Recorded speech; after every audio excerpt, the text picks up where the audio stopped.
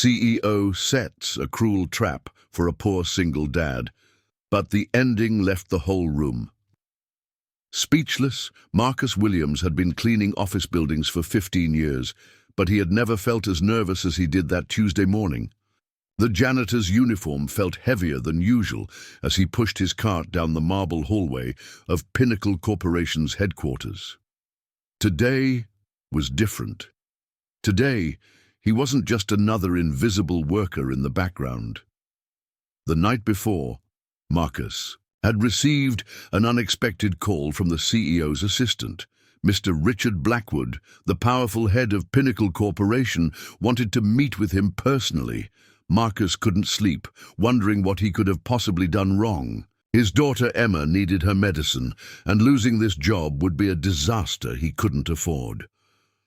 As Marcus knocked on the mahogany door of the executive suite, his hands trembled slightly.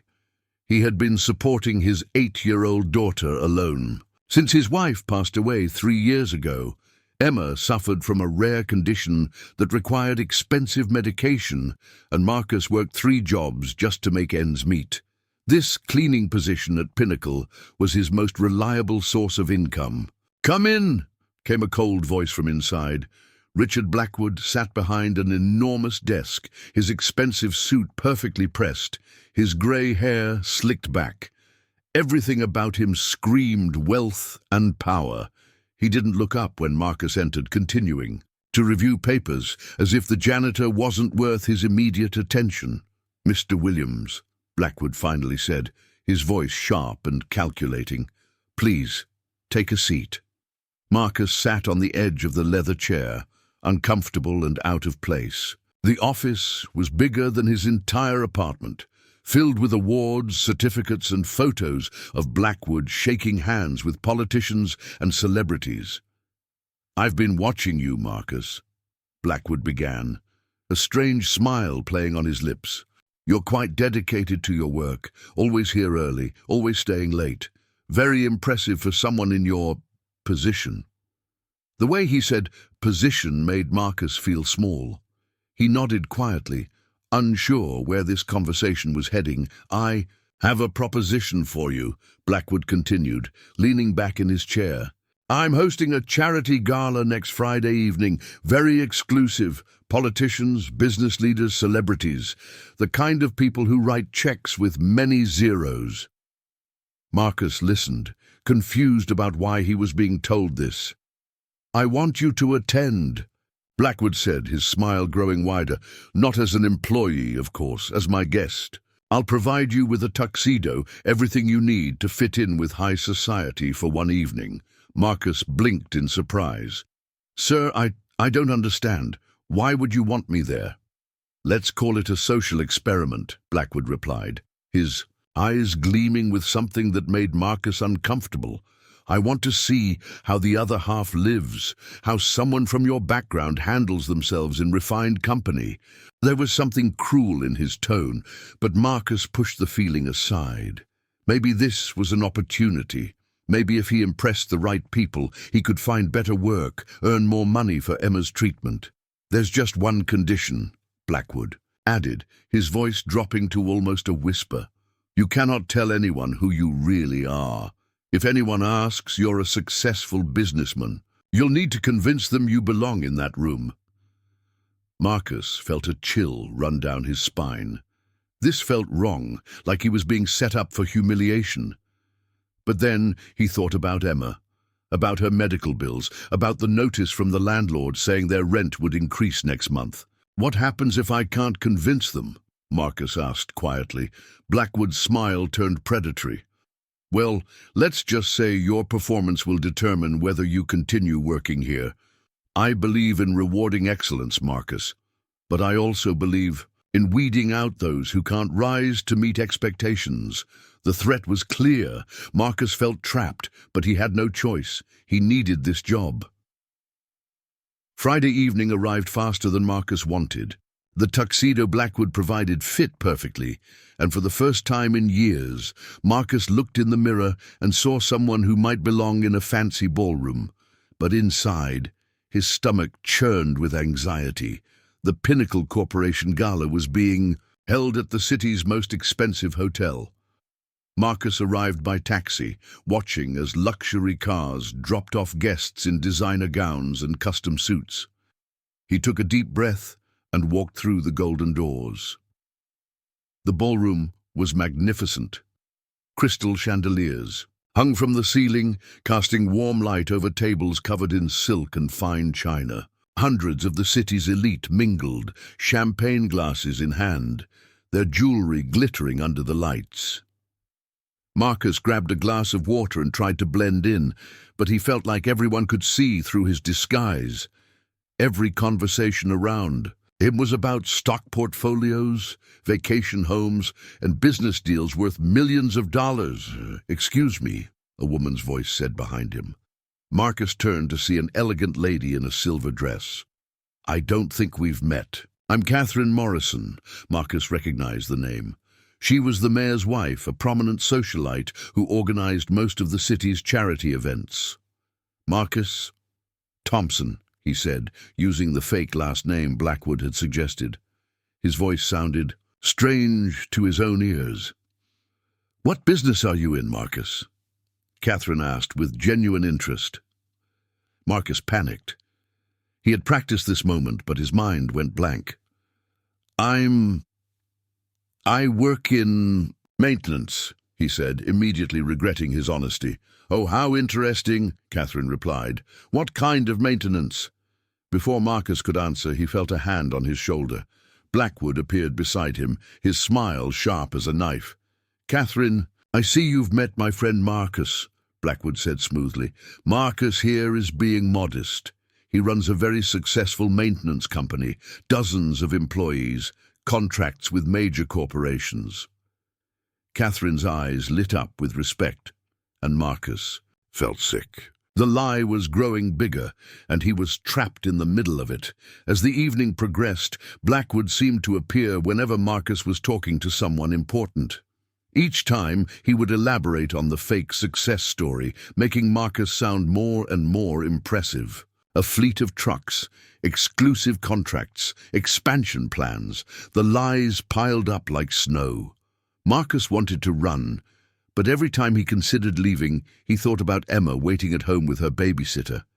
He thought about the medical bills on his kitchen table and the fear in his daughter's eyes when she had her last episode at the hospital. Then came the moment Marcus had been dreading. The charity auction began, and Blackwood took the microphone. "Ladies and gentlemen," Blackwood announced, his voice carrying across the silent ballroom. "Tonight, we're raising money for the Children's Medical Fund, providing life-saving treatments for kids who can't afford them." Marcus's heart stopped. Emma's condition was exactly the kind of thing this fund was supposed to help with. He had never known such a fund existed, had never been told he could apply for assistance. "Before we begin the auction," Blackwood continued, "I'd like to share a little story with you. A story about deception, about people pretending to be something they're not." The room fell silent, and Marcus felt every pair of eyes in the ballroom turning toward him. His blood turned to ice. "You see, there's someone here tonight who has been lying to you all," Blackwood said, his voice filled with fake sadness. "Someone who pretended to be a successful businessman when he's actually just a janitor. Someone who thought he could fool all of you educated, accomplished people." The whispers started immediately. Marcus felt his face burning with shame and anger. Around him, the elegant crowd began to murmur, some looking at him with disgust, others with pity. "Marcus Williams," Blackwood called out, pointing directly at him, "would you like to tell everyone what you really do for a living?" Marcus stood, frozen, humiliated beyond words. This had all been planned. Blackwood had set him up from the beginning, knowing he would fail, knowing he would be exposed. It was entertainment for the rich man, a cruel game to prove his superiority. But then, something unexpected happened. Catherine Morrison stood up, her silver dress catching the light as she moved. "Richard," she said, her voice cutting through the tension like a blade, "I think you're the one who needs to explain yourself." Blackwood looked confused for the first time all evening. "I'm sorry?" "You see everyone," Catherine continued, addressing the room. "I know exactly who Marcus Williams is, and I know exactly why he's here tonight." The room fell silent again, but this time the attention shifted away from Marcus and toward Catherine. "Marcus," she said, turning to face him directly, "you clean the building where my husband works, don't you? The mayor's office downtown?" Marcus nodded, not trusting his voice. "For the past 2 years," Catherine continued, "you've been leaving little notes for my husband. Notes about problems in the building that need fixing, broken lights in the stairwells that could be dangerous, loose handrails. You've probably prevented dozens of accidents, saved the city thousands in potential lawsuits." She turned back to address the crowd. "But that's not all. Marcus, would you please tell everyone about the homeless man who sleeps in the park across from your building?" Marcus was confused, but answered quietly, "Mr. Henry, he's just an old veteran who doesn't have anywhere to go." "And what do you do for Mr. Henry?" Catherine prompted gently. I bring him coffee sometimes, and sandwiches. When it gets really cold, I let him sleep in the building lobby." "Even though it could cost you your job," Catherine added. "Even though you're risking your livelihood to help someone less fortunate?" The murmurs in the crowd had changed. Instead of disgust or pity, Marcus heard something else: respect, admiration. Catherine wasn't finished. "Ladies and gentlemen, I want you to meet the real Marcus Williams. He's a single father working 3 jobs to support his daughter, who has a rare medical condition. He's a man who notices when things are broken and takes responsibility for fixing them.